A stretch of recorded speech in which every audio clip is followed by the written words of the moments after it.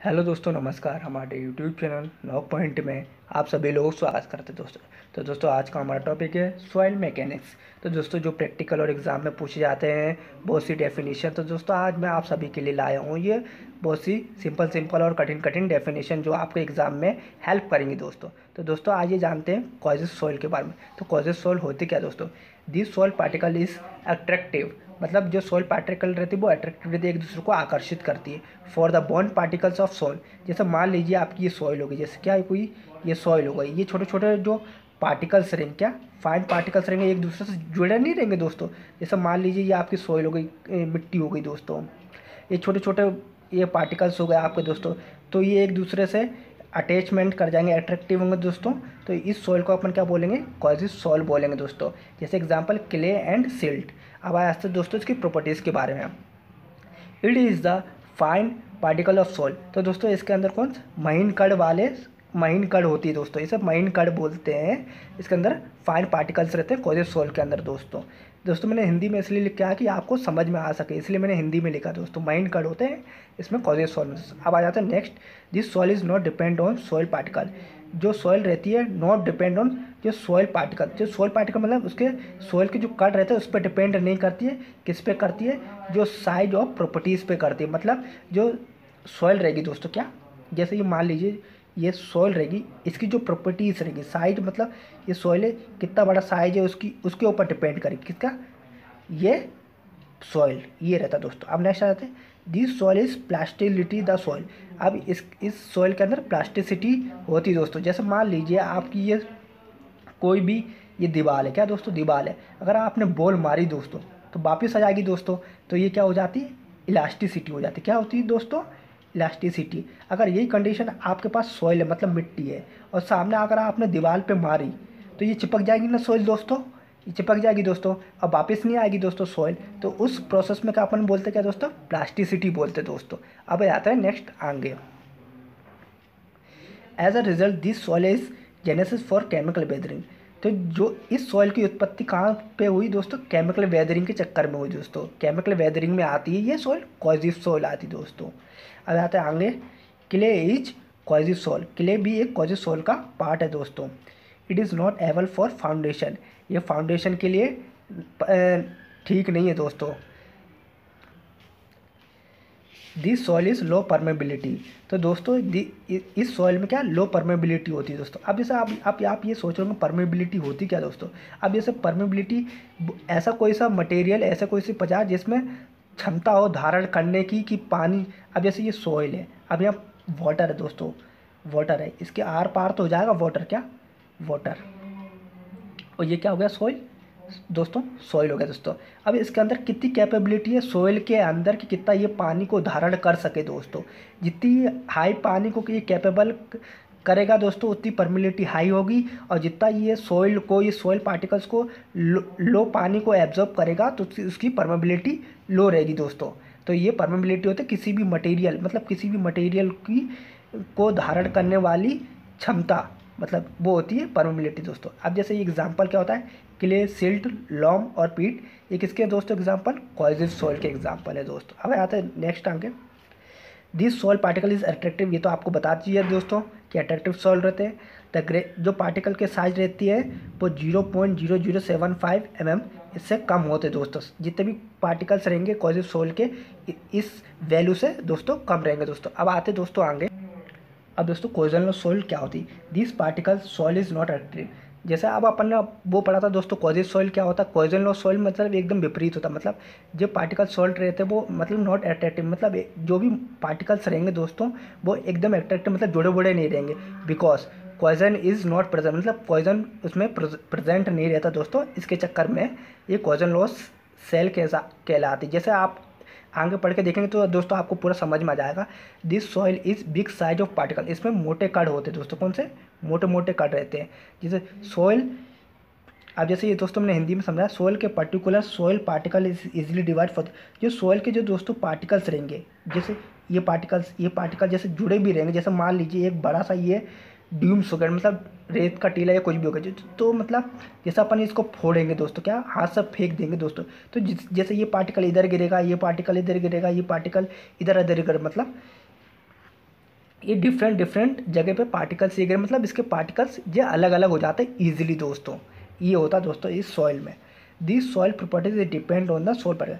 जो soil properties कहती क्या है, जो डिपेंड किस पे करती है, मतलब डिपेंड किसके सारे रहती है, सॉइल पार्टिकल्स के ऊपर सारे रहती है दोस्तों। अब एग्जाम्पल क्या है कोइजनलेस सॉइल के, सैंड और ग्रेवल, सैंड और रेत। सैंड के भी पार्टिकल अलग अलग हो जाते हैं, ग्रेवल भी अलग अलग हो जाते हैं दोस्तों। अब आते हैं दोस्त आगे, दिस सॉइल इज जेनेसिस, मतलब जेनेसिस मतलब क्या होता है दोस्तों, उत्पत्ति, उत्पत्ति ऑफ फिजिकल। ये सॉइल की उत्पत्ति कहाँ हुई, फिजिकल वेदरिंग से हुई है दोस्तों। अब नेक्स्ट आ जाते हैं कोइजनलेस सॉइल को अपन क्या कहते हैं, फ्रिक्शन सॉइल भी कहते हैं दोस्तों। ये वेरी इंपॉर्टेंट क्वेश्चन है, ये आप कर लेना। कोइजनलेस सॉइल को अपन क्या बोलते हैं, फ्रिक्शन सॉइल भी कहते हैं दोस्तों। अब दोस्तों इसमें अपन डिफरेंस बिटवीन जान लेते हैं, कोहेसिव सॉइल और नॉन कोहेसिव में अंतर क्या है दोस्तों। तो दोस्तों कोहेसिव सॉइल में क्या अंतर होता है, it is fine grain particles, मतलब एक महीन कण होते हैं इसमें, फाइन मतलब पतले पतले कण होते हैं। जैसे एग्जांपल क्ले, सिल्ट, लॉम हो गया दोस्तों, ये कोहेसिव सॉइल के दोस्तों। अब ये नॉन कोहेसिव क्या है, इसके विपरीत क्या, it is the course particles of sand gravel. Course मतलब क्या, बड़े बड़े कण होते हैं, उसको कोर्स में आते हैं दोस्तों, कोर्स पार्टिकल्स बोलते हैं। अब सेकंड पॉइंट में आ जाते हैं, it is the chemical weathering. Chemical मतलब रासायनिक होता है दोस्तों। It is the chemical weathering में आता है cohesive soil, it is the physical weathering में आता है दोस्तों नॉन कोहेसिव सॉइल। और आता है next, this soil is attract the bond of soil. ये सॉइल को अट्रैक्ट करते हैं, मतलब पार्टिकल्स एक दूसरे से अटैच हो जाते हैं दोस्तों, ये सॉइल पार्टिकल्स रहती है। मगर इसके उल्टा क्या होता है, this soil is not attract the bond of soil particle. इसमें सॉइल के जो अट्रैक्ट मतलब सॉइल के जो पार्टिकल्स रहते हैं एक दूसरे से जुड़े नहीं होते, मतलब पर्टिकुलर जो सॉइल रहता है वो क्या हो जाता है, जैसे ये सॉइल हो गई दोस्तों, जैसे कि आप ये देख रहे हैं ये सॉइल हो गई, इसके जो पार्टिकल्स रहेंगे जैसे इसके जुड़े रहेंगे दोस्तों, ये अलग अलग हो जाएंगे। क्या हो जाएंगे दोस्तों, इसके पार्टिकल्स अलग अलग हो जाएंगे दोस्तों।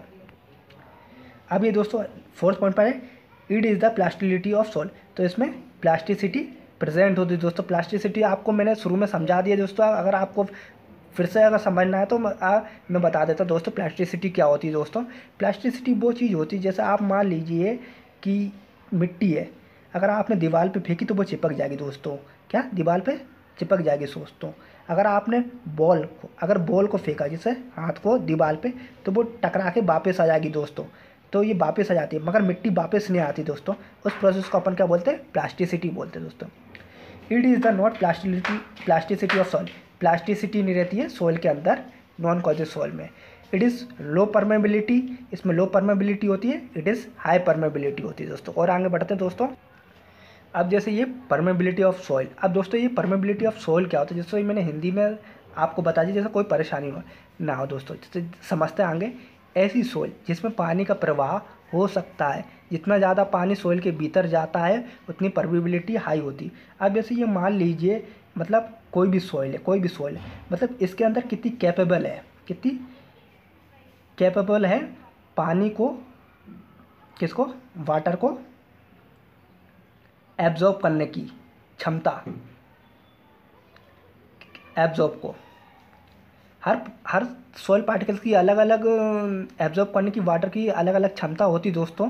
तो उसको क्या बोलते हैं अपन, परमेबिलिटी बोलते हैं दोस्तों। जैसे ये आप देख सकते हैं, जिन पदार्थों मटेरियल में से पानी का प्रवाह हो सकता है उन्हें परमेबल मटेरियल भी कहते हैं दोस्तों। जैसे अब आते हैं दोस्त, डिफरेंट सॉइल की डिफरेंट परमेबिलिटी होती है दोस्तों, मतलब हर सॉइल की अलग अलग परमेबिलिटी होती है।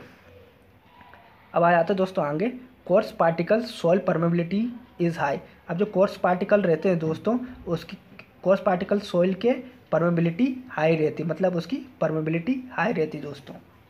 अब आते हैं, बट स्टिफ क्ले की क्या होती है, लो परमेबिलिटी होती है, किसकी, स्टिफ क्ले की दोस्तों। अब दोस्तों परमेबिलिटी क्या है, permeability of soil is very important for civil engineer. जो परमेबिलिटी ऑफ सॉइल रहती है वो वेरी इंपॉर्टेंट रहती है, किसके, सिविल इंजीनियरिंग के लिए होती है दोस्तों। अब आता है आगे दोस्तों, ये दोस्तों इंपॉर्टेंट क्वेश्चन जो आपके एग्जाम में पूछे। अब आ जाते हैं दोस्तों फादर ऑफ सॉइल मैकेनिक्स। अब जो फादर कौन है सॉइल मैकेनिक्स के, डॉक्टर टर्ज़ागी है। कौन है, डॉक्टर टर्ज़ागी हैं, जिन्हें ये जन्मदाता है सॉइल मैकेनिक्स के, डॉक्टर टर्ज़ागी है। अब ये आ जाते हैं, व्हाट इज़ पीट एंड मक। अब मक क्या होता है, गंदगी। अब दोस्तों इसमें क्या बोला, it is the colour of light brown. जो भी ये पीट एंड मक है, इसका क्या कलर रहता है, लाइट ब्राउन रहता है, मतलब भूरा कलर रहता है सॉइल का। In monk the decomposition of organic material. Decomposition मतलब,